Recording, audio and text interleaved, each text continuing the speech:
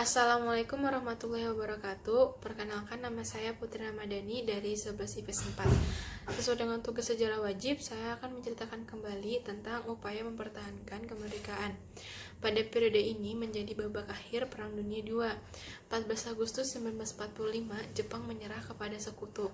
Di tengah kehebohan dunia, bangsa Indonesia memproklamasikan kemerdekaan Indonesia. Tetapi, perjuangan bangsa Indonesia belum berakhir, dan rakyat Indonesia belum bisa menikmati seutuhnya.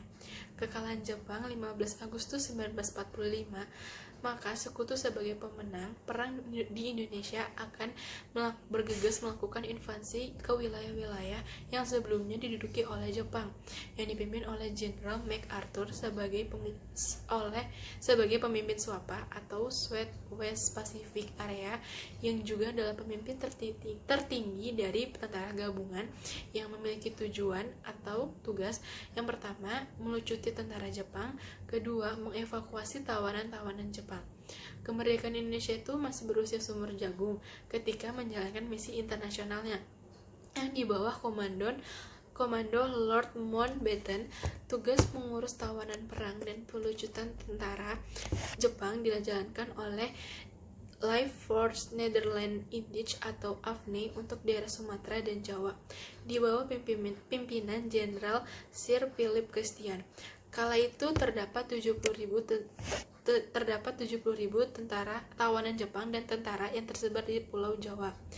Tidak mengetahui rencana sekutu dan Belanda di balik pemulangan tawanan perang dan pelucutan tentara Jepang, bangsa Indonesia awalnya tidak menantang kedatangan sekutu, namun sepakat sekutu Belanda dalam Civil Affairs Agreement membuat Inggris mengikuti sertakan beberapa perwira pemerintah Belanda saat kedatangan ke Jakarta.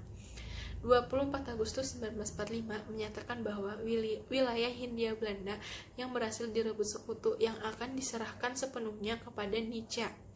Lord Mountbatten sebagai pemimpin South West Area Command mengeluarkan surat perintah kepada para komando divisi.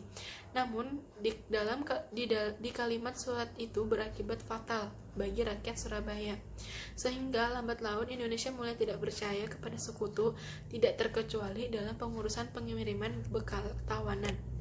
Pada bulan November, tanpa adanya pemberitahuan pada pihak TKR, sekutu mengirim perbekalan ke Bandung dengan kereta api melalui jalur Cikampek. Hasilnya, di tengah perjalanan, sekutu diberitahukan dan dihadang oleh resimen TKR Cikampek. Tindakan penghadangan ini sangat mengkhawatirkan, karena pengiriman perbekalan tawan ke Bandung dapat berubah menjadi pengiriman bantuan militer. Agar tidak terjadi kembali peristiwa dauhan, markas besar sekutu memilih jalan alternatif ke Bandung dengan jalur darat, yaitu Bogor, Sukabumi, dan Cianjur karena dianggap lebih aman. 9 Agustus 1945 di Sukabumi, konvoi pasukan Batalion 1 sudah siap bersiaga di posisi masing-masing, terutama di kawasan Bojong Kokosan. Ketegangan para TKR menantikan iring-iringan sekutu semakin meningkat. Tank pertama yang melewati jalan terhenti oleh batang pohon yang melintang. Tak lama kemudian, tank Sherman meledak terkena ranjau darat. Pasukan tentara Batalion 5 bisa mendatangkan peluru, bambu runcing, batu, dan granat yang dilempari dari balik pohon perbukitan oleh para pejuang. Selepas penghadangan di Bojong Kokosan, pasukan sekutu melanjutkan perjalanan menuju ke Bandung. Namun, ancaman terus berdatangan. Serangan demi serangan dilancarkan terhadap konvoi sekutu yang melintas di daerah Parungkuda, Ongkrak, dan Cibadak. Taktik sergap dan lari yang dijalankan para pejuang Indonesia menyerang dan kemudian menghilang. Serangan ini membuat iringan konvoi sekutu terpenggal. Truk yang barisan belakang masih tertinggal jauh karena konvoi terdiri dari 150 truk, sehingga mengakibatkan moral pasukan sekutu menurun sementara perjalanan ke Bandung itu masih cukup jauh. Keesokan harinya, 10 Desember 1945, 3 pesawat tempur Angkatan Udara Inggris membordir Cibadak. Serangan udara itu adalah bentuk balasan dari sekutu, namun tampaknya markas besar sekutu itu salah sasaran. 11 Desember 1945, melalui perintah dari radio markas besar, sekutu memberangkatkan konvoi tentara penolong Batalion 3 dan Gurkha Rifle dari markas sekutu di Cimahi. Pasukan sekutu ini membantu konvoi sekutu yang tertahan di Sukabumi dan mengawalnya hingga ke Bandung. Aksi pengawalan bernasib sama seperti pasukan sebelumnya. Mereka terus diserang oleh para pejuang. Pasukan Indonesia menghadang Gurkha, terutama di jembatan Cisokan. Sepanjang jalan menuju Sukabumi, para pejuang menggunakan taktik sergap dan lari. Tentunya pasukan Gurkha akan kelelahan melawan serangan yang bertubi-tubi.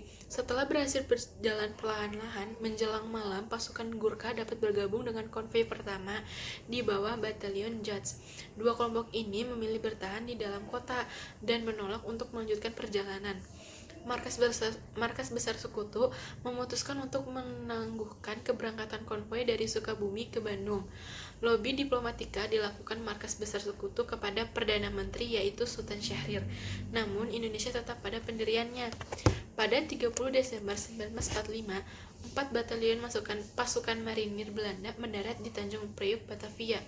Dengan hasil dari kesuksesan Belanda memprovokasi negaranya dengan isu ekstremis Indonesia yang menyiksa para tawanan dan intermiran. Bagi pihak Indonesia, pendaratan pasukan Belanda ini sudah menjadi tanda yang jelas bahwa syahwat tentang rencana Sekutu melakukan pemusatan militer di Bandung Merbang. Jajaran Komandan 1 TKR yang pada saat itu sudah berganti menjadi TRI, Tentara Republik Indonesia atau TRI Jawa Barat, bersiap untuk menghadapi hal yang mungkin terjadi pertempuran. Mungkin saja hanya tinggal menunggu waktu ketegangannya. Momentumnya pada tanggal 10 Maret 1946 ketika Inggris mengirim konvoi ke Bandung yang dikawal oleh Batalion Patiala. Kebayangan kelam kondisi perang di bulan Desember belum hilang, namun kembali terulang. Untuk melanjutkan misi, pasukan Sekutu mencoba mengubah taktik untuk menghadapi perhadangan pejuang Indonesia. Misi yang dari Bogor untuk menyampaikan amunisi berbagai kebutuhan Sekutu di Bandung hanya terpenuhi setengahnya. Pengalaman bertempur ini yang terjadi bulan Desember 1945 serta Maret 1946 tentu tidak mudah dilupakan oleh pasukan Sekutu. Bahkan mereka menganggap kejadian ini sebagai neraka di tanah Jawa. Mungkin itu saja yang bisa saya sampaikan. Bila ada kata yang salah, mohon dimaafkan. Assalamualaikum warahmatullahi wabarakatuh.